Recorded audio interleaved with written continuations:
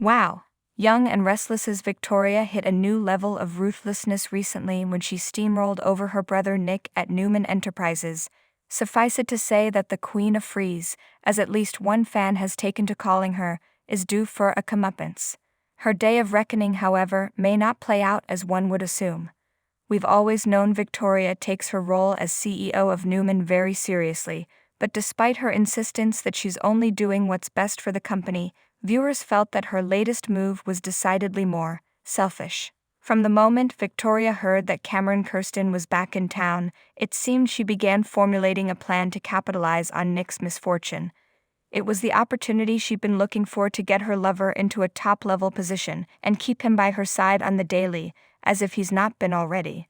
Victoria made noises about her fears for Sharon and Faith after learning they were in peril, but viewers took this with a grain of salt as she made them while lounging in bed with Nate, where they'd been having a sex romp in the corporate suite. While there's not much Vicky could have done to help her niece, the scenario didn't exactly scream concern. But it was what happened after that came across as so cold.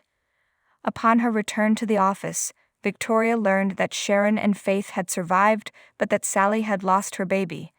Again, she expressed dismay, but one could already see the wheels turning. She had just been handed another reason to bolster her argument that Nick should take a leave of absence. Perhaps if Victoria didn't have her head buried in her single-minded agenda of putting Nate in the C-suite, she'd have stopped to see the red flag that was Nikki refusing to back her up. It's not often her mother opposes her so vehemently. Victoria was so eager to install Nate as COO that she couldn't even give Nick a day or two to decompress, but called him while he was at the hospital with Sally and pressured him to come to the office immediately to talk business. Geez. Despite Nikki insisting that Nick taking a leave would have to be his idea, Victoria ended up forcing it on her brother, who not only didn't want to take time off but was keen to come to work so as to keep busy and get his mind off of all he'd been through. His sister, who wanted the exact same thing after Ashlyn died, refused him. Young and Restless fans were quick to comment on Victoria kicking Nick when he was down all so she could give her lover his job. Speaking of Ashlyn, it's amazing that Victoria didn't appear to learn a thing from that entire ordeal. She's letting her feelings for a man cloud her judgment and blind her to his opportunistic agenda once again. Or is she? There are some hoping that Victoria is actually playing Nate, but if that's the case, the writers are keeping their cards close to the vest. Why install him as COO if she's already onto him? More likely is that Victoria will need to learn another lesson from all of this. Many Young and Restless fans are hoping it's her father, the great Victor Newman, who will put the hammer down.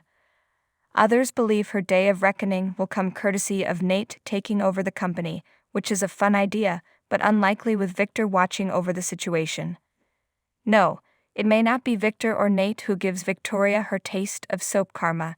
Instead, it may come from a less likely source and be fueled by revenge. Nick, having been ousted from Newman Enterprises, may decide to channel all of the pent-up feelings he has about everything that's gone down in his life recently into work after all, just not at Newman Enterprises.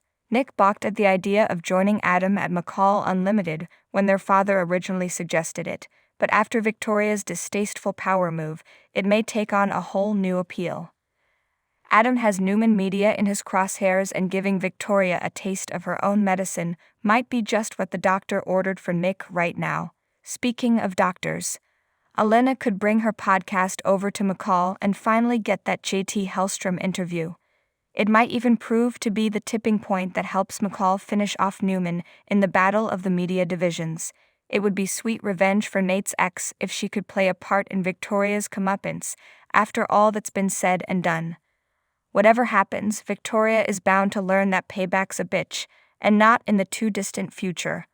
What do you want to see happen in this Young and Restless storyline? Let us know in the comment section.